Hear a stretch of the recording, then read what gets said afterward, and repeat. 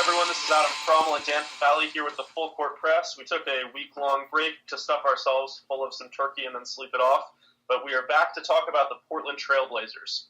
This is one of the best stories of the NBA season so far. I don't think anyone had them getting off to a 15-3 start that would leave them on top of the Western Conference in December. It's just completely bizarre. They look great. They haven't played too easy a schedule. So, Dan, we're just going to play one of our favorite games on this podcast. Legit or bullshit? I was pretty hard on the Blazers before the season started. I didn't even think they were going to make the playoffs, which looks incredibly foolish at this point. What are we, legit or bullshit on them being a contender, or them just being for real in terms of like a playoff team? Both. I want to do contender first and then playoff team. I'm going to say bullshit as a contender. I mean, 15-3 is insane. It's super impressive, but they don't have an incredible amount of depth.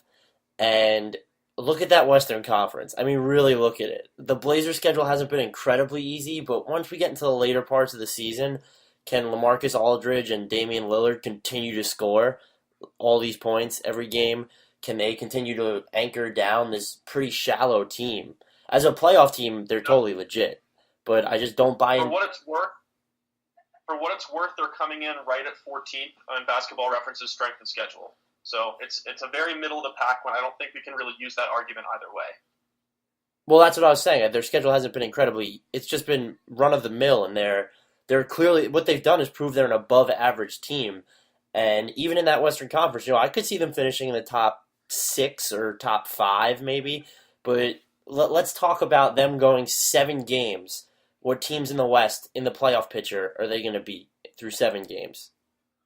It's tough to pick out many at all. Is it going to be the Spurs? Is it going to be the Clip? Yeah, you're absolutely right. So I'm going to call bullshit on contention. I'll say legit as a playoff team, though, and eat my words from a few months back. I think we have to start looking at them as one of those teams that occupies that realm just below the elites.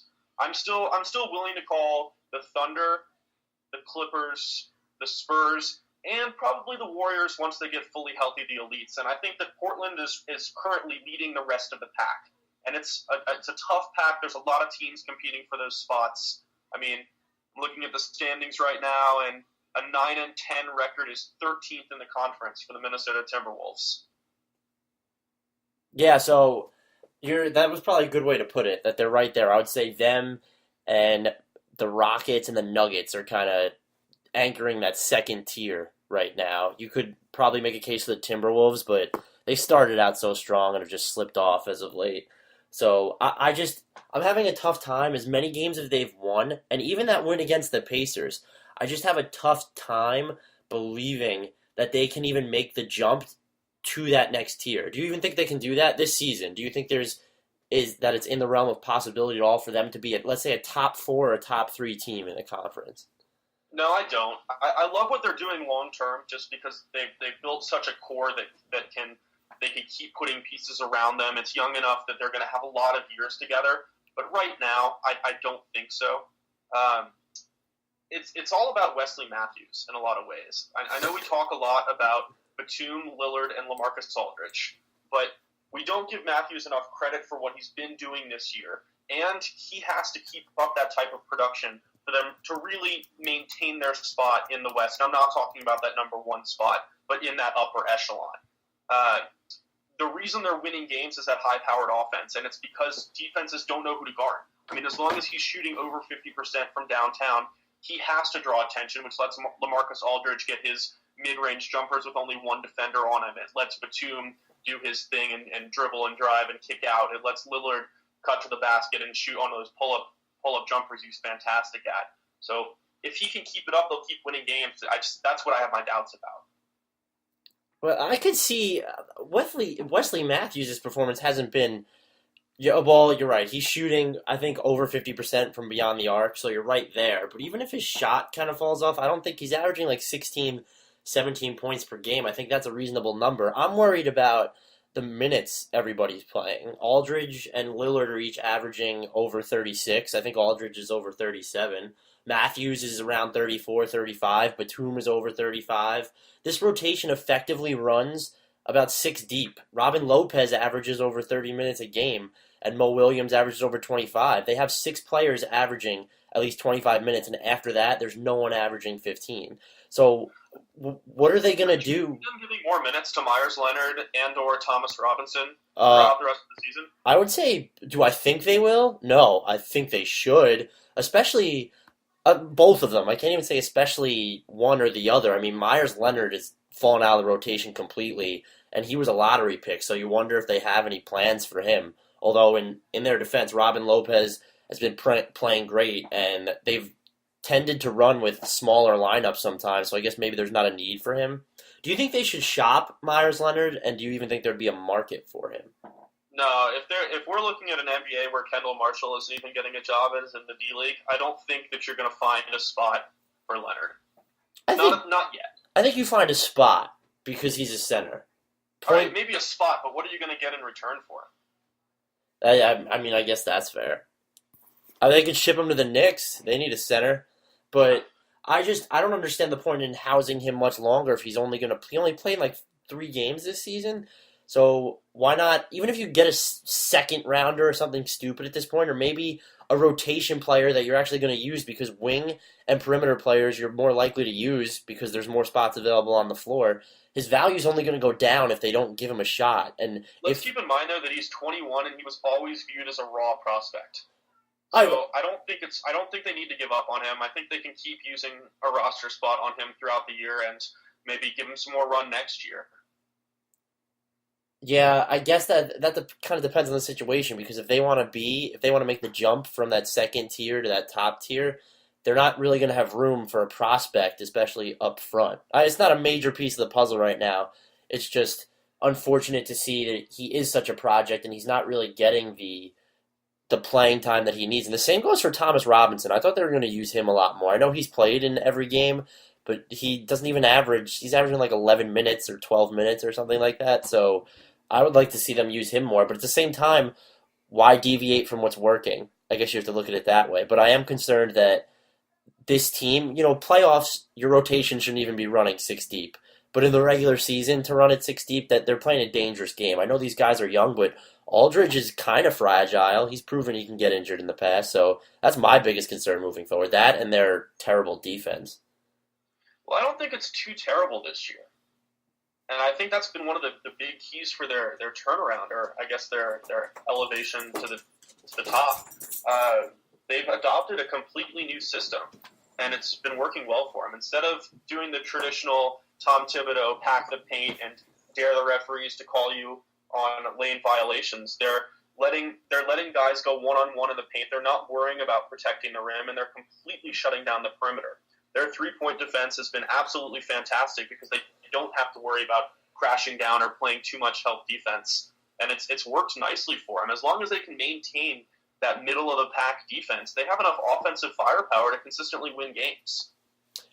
I think I disagree with you in the fact that their defense has been middling. I would say it's probably more towards one of the, I won't say the worst in the league, but definitely bottom 10, bottom 7.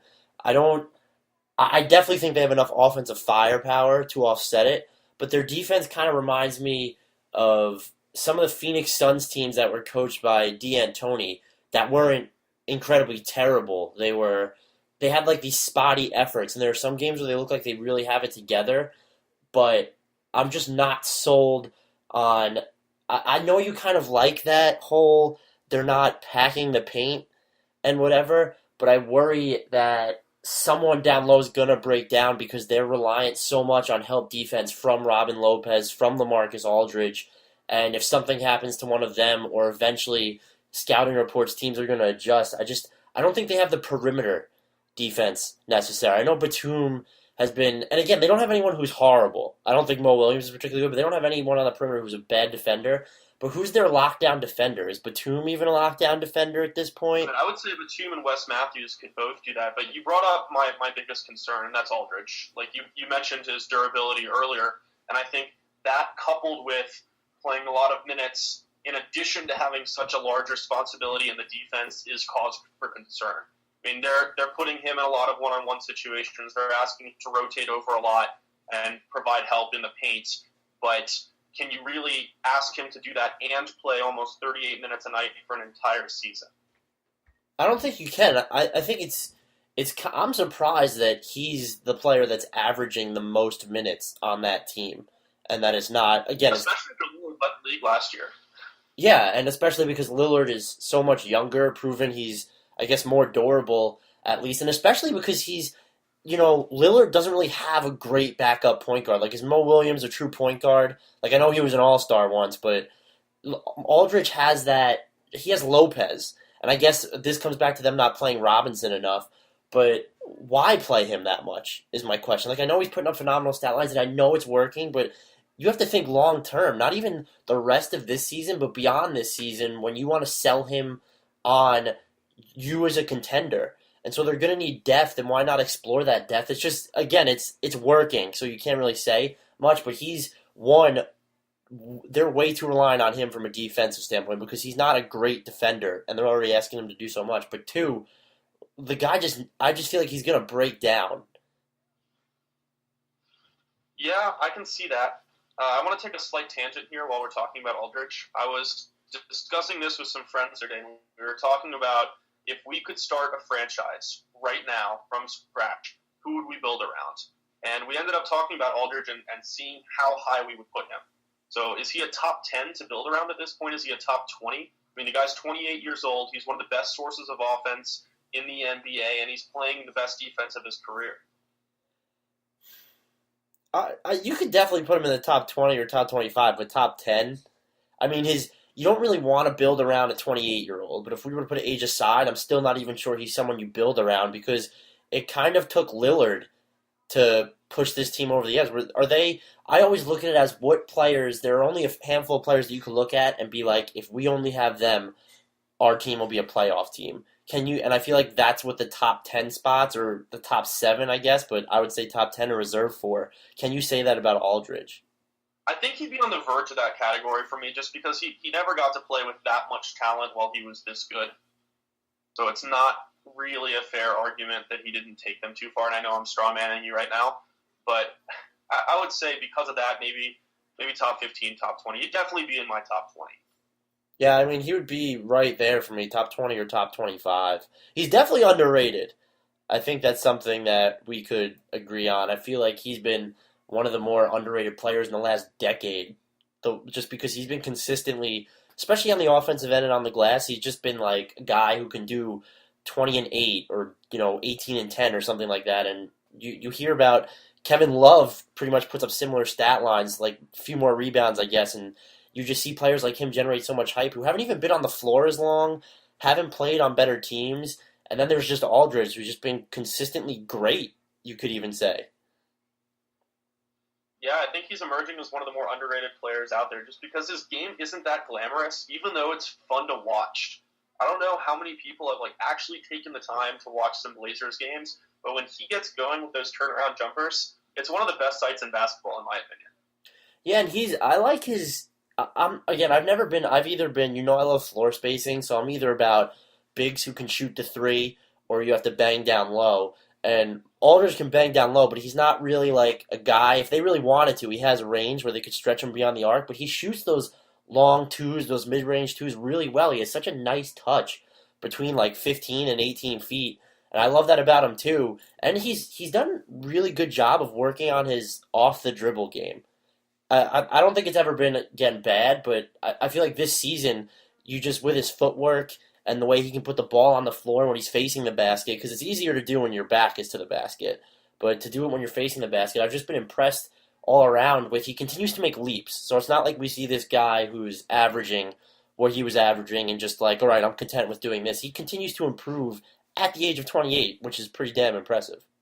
Well, he's also not a player whose game is predicated on elite athleticism. Yes, he's a great athlete, but that's not what he relies on to make an impact. So in some ways, I kind of view him as a young 28. He's one of those guys where you look at his age and you look at how he plays, and it's like, damn, that guy's already that old? I don't see it. If you think about it, he's really like a more well-rounded Kevin Love. I won't say as unathletic, but Kevin Love is not unathletic. Yeah, but I'm saying he won the white guy award. Okay, he can't jump, which is stupid. If you look at his draft combine numbers, he beat the positional average in every category. Well, yeah, he's a what would be the word for? He's a limber power forward, and I think you could use the same term for Aldridge. I would say Aldridge is probably a little bit more explosive, maybe not by much, but I could see him as a more well-rounded Kevin Love. They don't rely. They're not Amari Stoudemire. They don't rely on that athleticism. Can I just make sure that by well-rounded you don't mean better? What do you mean in terms of? If you were asking me to build a franchise, I'd pick Aldridge over Kevin Love right now. If we want to throw You're killing me. if we want to throw age out the door, I would probably pick Aldridge over Kevin Love. You're killing me with that. I don't want to get down that rabbit hole, though, so let's bring it back to the team as a whole. I think we've established that we both think this is a playoff team. We don't really see many ways that they're going to miss the playoffs, especially with this head start that they have on the rest of the middle of the pack. So, which teams in the West that you view as playoff contenders do you think Portland could beat in a 7-game series? I mean, a lot of that depends upon their seeding, but if we're looking at there are so many fringe teams, so it's hard to place. But if they were playing the Rockets, who we know are going to make the playoffs, I would say they could beat them. I think a Nuggets series would probably be one of the better series to watch too. If the the Blazers and the Nuggets squared off, I would love to see that. I think they could beat the Clippers. Their offense could definitely hang with them, and their defense is a lot better. Whose isn't? But at the same time, I I'm not sure. I don't think they would beat the Spurs. I don't think they would. No way. I don't think they would beat the Warriors because the Warriors, again, their offenses could hang with each other. But think about how good the Warriors are defensively when Iggy is healthy. That's the one I'm going to disagree with you on. And I think the Warriors are the superior team, but I don't think they match up well against Portland just because the system for the Blazers is to shut down the three-point arc. And if you can take Steph Curry and Klay Thompson out of their element, then you can beat that team. Again, I don't think they're a better team on paper, but if we match them up against each other, that's the one contending team I can actually see them pulling off an upset against. I think I agree with what you're saying about in terms of Blazers locking down the 3-point line. They have this. It's weird how they do it too because it's not so much that they crowd the perimeter or a perimeter defensive team. It's kind of that they just let players seep through the middle, and that's where Aldridge and Lopez come in. That's where they're relying on them so much. Is what I've kind of been noticing from watching them. But I think the Warriors, over the course of a 7-game series, you catch them in a game, yeah, it might confuse them that you're allowing them into the paint, or you have sometimes they have 4 guys on the perimeter, which is weird. Over a 7-game series, I think the Warriors are built to adjust to that. They have guys who can slash, who can beat you off the dribble, who don't need to be spot-up shooters. Harrison Barnes, Andre Iguodala, even David Lee, and then obviously Stephen Curry. So I think they're built to adjust. I think you catch them randomly in the regular season, yeah, that's a problem because they're not used to seeing a team strong arm the perimeter like they do. But I do think that the Warriors have enough interior presences in Bogut and Lee to adjust, and enough dribble penetrators who are going to help them overcome 3-point shooting woes or absence of the shot being available. I can definitely see that. If I had to pick one, it would be them. And this is only because I think that the Blazers are on the same level as the Rockets, so I'm not really considering that an upset if they would win that series. In my head, the only upset I could see them pulling off, well, you would consider the Clippers an upset, no? Because you were really high on the Clippers. So I guess the Clippers and maybe the Thunder. I don't see the Warriors, the Spurs as teams that they're going to beat in a 7-game series. I would be hard-pressed to believe they could beat the Thunder. I think it's more likely than the Warriors or the Spurs. If you think about it, the Thunder and the Blazers match up really well in terms of their rotations. Both don't extend that far. They're reliant on their starters playing heavy minutes, on their 2 key guys playing insanely heavy minutes. And they both have pretty good... I think Oklahoma City's defense is better, but they both have, like you said, I guess if you want to call it middling defenses. So I think that would be a good series to watch as well. Now, there's actually one thing that we've completely failed to talk about that you have to discuss with the Blazers, and that's Lillard. We haven't really honed in on him at all. So is he an elite point guard yet? Is he going to be? He's going to be an elite point guard. I think that's obvious. I think you can call it. What are we considering elite? Top 5, top 7? I would say top 5. Right now, with the way the point guard position is set up, there's so much talent, but you're also looking at Rose, Rondo, and Deron Williams aren't playing. So I think you can make the case that he's top 5. I'd give him top 7 or 8 for sure. I think he would probably fall maybe just outside the top 5 right now. I mean, you have Chris Paul, Tony Parker, Givens. I have John Wall officially up there after I criticized him all season. And then you have other guys like Irving, who isn't playing great. You have Lawson. You have Westbrook. Yes, Lawson's playing amazing. Mike Conley in there, too. Mike Conley's playing amazing, but I can't put him as a top 5 point guard. I saw you had him as a top 5 point guard a couple of weeks back. I did, and I'll stand by that, but it's not time for my bacon to be burning because it's time for yours. Bacon! Bacon! Where's the bacon? I smell bacon! Bacon! Bacon! Gotta be bacon! Only one thing smells like bacon! That's bacon! We've just spent all this time talking about the Western Conference. The Eastern Conference is a mess, and the Atlantic Division is embarrassing. The Boston Celtics are in first place in the division leading into tonight at 6 and what are they? 6-12? Like it's just they have 6 wins 8 and 12. 8 and 12. I was looking. The Pacers and the Heat combined have more wins than the entire Atlantic Division. That's absurd. That division is terrible, and it's especially embarrassing because the Nets and the Knicks were supposed to be great. Not good, great. Those are teams that should probably have 12 to 14 wins right now, or were projected to have somewhere around there. But you have the Celtics, who were trying to tank, no matter what Danny Ainge or Jared Sullinger says, in first place. Now, if you're the Celtics, that pisses me off because you went through all this trouble to tank, and now you can't because these other teams suck. And they seriously, seriously suck. And it's, what are you going to do if you trade Rajon Rondo? Still be in first place? Because that's pretty much the situation right now. So if trading Rajon Rondo is not going to fix it, what do you do? And it's really burning my bacon that the Knicks, the Nets, can't let the Sixers or the Celtics tank right. Like, what do you guys have all this money on your payroll for? You guys don't even have first-round picks, and you're ruining what should have been awesome tank jobs. You know, I want to see Andrew Wiggins or Jabari Parker in Philly or Boston. I'm so beyond that. But that's what's just, I'm just beside myself with that. I think we're going to call that a mic drop on the Burning the Bacon.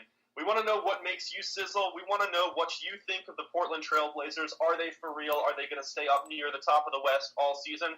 Leave us a comment below. For Dan Favale, I'm Adam Fromal with the Full Court Press.